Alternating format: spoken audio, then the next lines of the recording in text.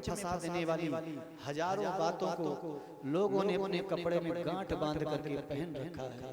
सारा अज्ञान की चद्दर ओढ़ रखी है और उसी का दुष्परिणाम है कि हम अपने माता पिता के होकर के माता पिता से दूर हो गए। कैसे?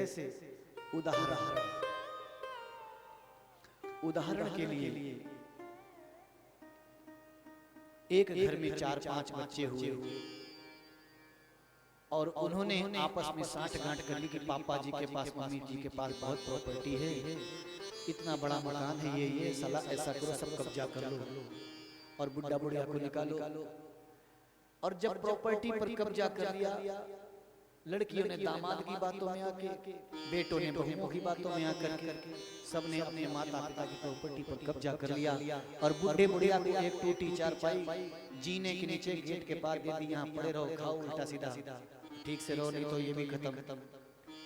वे माता पिता सोचो दिल से कहां से आशीर्वाद दे सकेंगे जिनकी आत्मा हर पल हर क्षण उड़ रही है, दुख से पीड़ित है।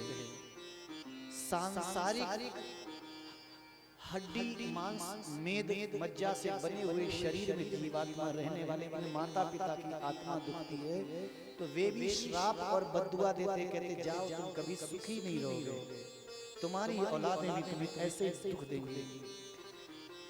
तो इसी प्रकार से इस विश्व ब्रह्मांड अनंत कोटि ब्रह्मांड संसार में परमात्मा का ये बनाया हुआ मकान, ये भवन है, इस संसार रूपी मकान में सब कुछ भगवान का है। लेकिन इस भगवान के मकान में हम भगवान की संतानें हैं, हम भगवान के पुत्र हैं, पुत्रियां हैं, बेटियां हैं, बहुएं हैं। लेकिन हमने क्या किया? भगवान की हर एक चीज को अपना मान लिया और अपना मानते ही क्या हुआ? हमारे जीवन में अज्ञानता की रस्सी जो दिखाई नहीं दे रही है उसने हमें जकड़ के बांध लिया और उस अज्ञानता की रस्सी से जब हम जकड़ के बंध गए तब हमारे जीवन में क्या हुआ? दुर्गुण, अशुभ संस्कार, कुविचार, दुष्ट विचार, दुष्ट व्यवहार, असभ्यता, अशिष्टता, इनने हमारे जीवन को श्रृंगार से सजा दिया। हमारे नेत्रों में, कानों में, वाणी में, क्रिया में, व्यवहार में, आचरण में, चरित्र में, संस्कार में, बातचीत में, उठने में, बैठने में, हंसने में, बोलने में, सब जगह असभ्यता, अशिष्टता, दुष्ट संस्कार, दुर्बुद्धि सज गई और हमने अपने आप को मान लिया हम बहुत होशियार हैं। हमारा एक विशेष नाम है चतरा। हम लोग कौन है? चतरा। धामपुर की भाषा में चतरा, यो बड़ी चतरा, वो बड़ी चतरा, हम लोग चतरा बन गए।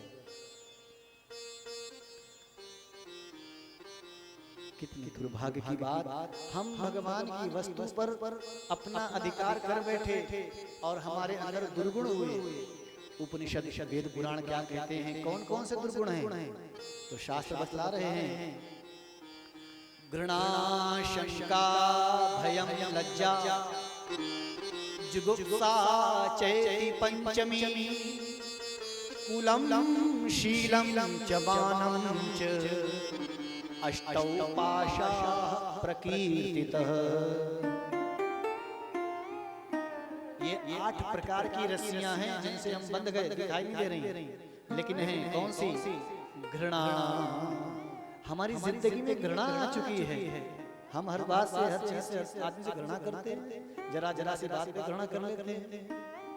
कोई बात नहीं, कोई आधार नहीं, किसी व्यक्ति की समस्या का आकलन नहीं करते, किसी की मजबूरियों का आकलन नहीं करते, किसी की परिस्थिति का आकलन नहीं करते, किसी की सिचुएशन का रियलाइजेशन नहीं करते, बस घृणा कर लेते हैं सीधे। ये हमारी बुद्धि है। घृणा के बाद शंका, जो हमारे लिए मरा जा रहा है, हमारे लिए 24 घंटे चिंतित है, हमारे लिए हर प्रकार से सुख पहुंचाने के संपूर्ण साधन सब सुविधा कर रहा है और हम उस पर क्या करते हैं? शंका। 24 घंटे शंका, यो कहाँ जा रही, यो कहाँ जा रहा है, यो क्या कर रही, वो क्या कर रहा है, फलाना दिमाग का गवर्नमेंट। हमारे जीवन में क्या? यही तो है शंका। अरे तुम्हें रोटी बना के दे रही, तुम्हारे बच्चे पैदा करके दे रही, तुम्हें कपड़े धो के दे रही, प्रेस करे दे रही, टाइम पर भोजन नाश्ता रात सब कुछ तुम्हें दिए दे दी। अरे तुम्हारे लिए अपने घर परिवार माता पिता भाई बहन बचपन की गलियां सहेलियां सब छोड़ के आ गई, अभी भी शंका उस पर है। यो कहाँ जा रही, क्या कर रही, क्या है जीवन में? घृणा, शंका और उसके बाद भय। जिंदगी में भय व्याप्त है जरा जरा सी बात पे। आदमी लोग अपनी घरवाली से भी बहुत डरते हैं। हमने सिगरेट पी घरवाली बना, पता चल जाए घर में घुसे गुल्ला करके पहुंचेंगे। कोई बड़े बड़े राक्षस होते हैं जो घर में बोतल लेके ही पहुंचते हैं। भयम लज्जा इतनी बढ़िया है, दुनिया के सारे पाप कर्म करेंगे लेकिन बड़े शीलवान। भैया हमें बड़ी शर्म लगे, हमें शर्म लगे। घृणा, शंका, भयम, लज्जा, जुगुप्सा है। जुगुप्सा यानी दूसरे की जिंदगी में क्या चल रहा है उसमें इंटरफेयर जरूर करो। हमारी जिंदगी में क्या चल रहा है इस पर कोई ध्यान नहीं। हमारे बच्चे क्या कर रहे, किस रास्ते पे जा रहे, हमारा जीवन किस दिशा में जा रहा है, हम जीवन में क्या कर रहे हैं, हमारी क्या उन्नति हो रही है, हमारा क्या पतन हो रहा है, इस पर कोई ध्यान नहीं। दूसरे की जिंदगी में क्या हो रहा है ध्यान रखो। कब कौन किस टाइम कितने बजे इसके घर में घरा, इसके घर में उठा, गाड़ी से आया, मोटरसाइकिल से आया, हेलीकॉप्टर से आया, पैदल आया, क्यों आया, कितने बजे निकला, कैसे कपड़े पहने थे, कितने लोग आए, कितने लोग गए। हमारी मानसिकता है ये है जुगुप्सा। दिखाई नहीं दे रही लेकिन कितनी भयंकर रस्सी है जिसने हमें जकड़ के बांध रखा है और हम बंधे हुए हैं, दिखाई नहीं दे रहा। जुगुप्सा चैती पंचमी और ये पांचवी, और फिर क्या है कुलम शीलम च मानम च अष्टौ पाशा प्रकीर्तितः। अपने कुल का बड़ा घमंड, बड़ी से बड़ी जातियां पैदा हैं तो भी हम ये हैं, हम पंडित हैं, हम झंडत हैं, जाने क्या है, हम चौहान हैं, हम ठाकुर हैं, हम ये हैं वो। जो जिस जाति का है उस जाति का घमंड, चाहे छोटी जाति हो बड़ी जाति, अपने आप जातियां बनाई और अपने आप घमंड दुनिया भर का। कुलम शीलम और बहुत बड़ा अपने आप का अभिमान कि हम दुनिया में सबसे शरीफ हैं, बाकी सब दुनिया बदमाश है, सब ऐसे हैं। हम बहुत तमीज के, हमारी जिंदगी में सारी तमीज है, हमने तमीज ही ओढ़ी है, हम तमीज ही पकाते खाते हैं, हम बड़े शीलवान हैं। मान यानी जरा जरा सी बात पे रूठ जाना, जरा जरा सी बात पे नाराज हो जाना, बस हम ऐंठ गए, एटीट्यूड में आ गए। अब जिसकी 100 बार गरज होगी वो हमें मनाएगा। जरा जरा सी बात पे आते हैं।